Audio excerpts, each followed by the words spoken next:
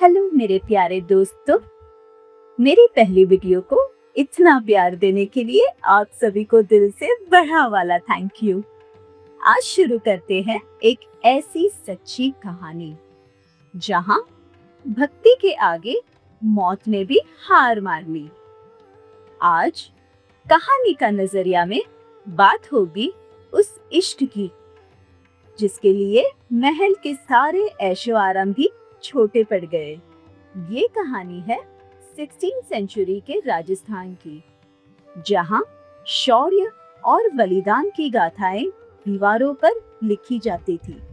चित्तौड़गढ़ का वो किला जहां राजपूताना शान सबसे ऊपर थी, लेकिन इसी किले की एक राजकुमारी ऐसी थी जिसने शान के बजाय अपने श्याम को चुना। हम सब ने सुना है कि मीराबाई ने जहर का प्याला पिया और वो अमृत बन गया, लेकिन क्या हमने कभी सोचा है कि उस पल उस बंद कमरे में क्या माहौल रहा होगा? एक तरफ पूरा राज खानदान और दूसरी तरफ एक अकेली नारी जिसने अपने हाथ में तलवार नहीं बल्कि एक तारा पकड़ा था। राणा विक्रमादित्य जो मीरा के देवर थे, उन्हें ये हरगिज मंजूर नहीं था कि एक राज खानदान की बहू साधु संतों के बीच नाचे और गाए। उन्हें ये लगता था कि मीरा की ये भक्ति उनकी कुल मर्यादा पर एक धब्बा है, लेकिन मीरा तो उस दुनिया में थी ही नहीं। उनके लिए मीरा होना ही कृष्ण होना था। राणा का गुस्सा बढ़ता गया। उन्होंने पहले मीरा के पास एक टोकरी भेजी जिसमें एक जहरीला सांप था, लेकिन चमत्कार देखिए, जैसे ही मीरा ने उसे छूना चाहा, वो फूलों का हार बन गया। पर दोस्तों, राणा की नफरत अभी भी थमी नहीं थी। उन्होंने एक और घिनौनी साजिश रची और भेजा जहर का एक प्याला।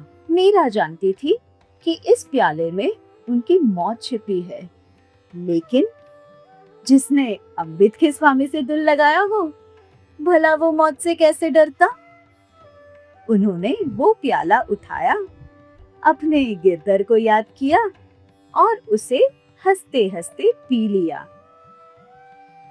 कमरे में सन्नाटा छा गया। सभी इंतजार कर रहे थे कि मीरा अभी दम तोड़ेंगे, पर हुआ क्या? मीरा की आंखों में वही चमक थी और होठों पर वही एक नाम, कृष्ण। अब आते हैं इस कहानी के सबसे जरूरी हिस्से पर, नजरिया।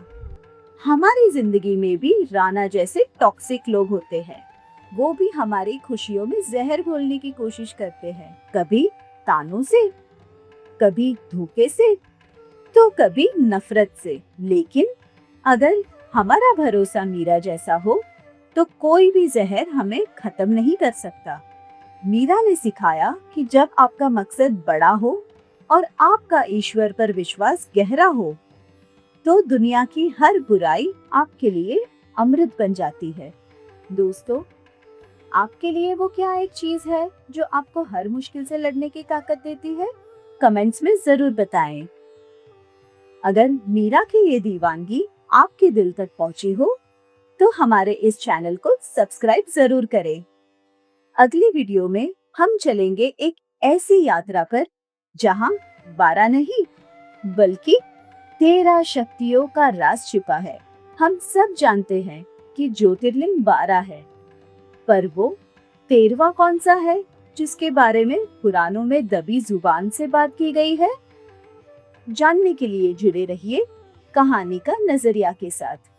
तब तक अपना ख्याल रखें और खुश रहें। Bye bye.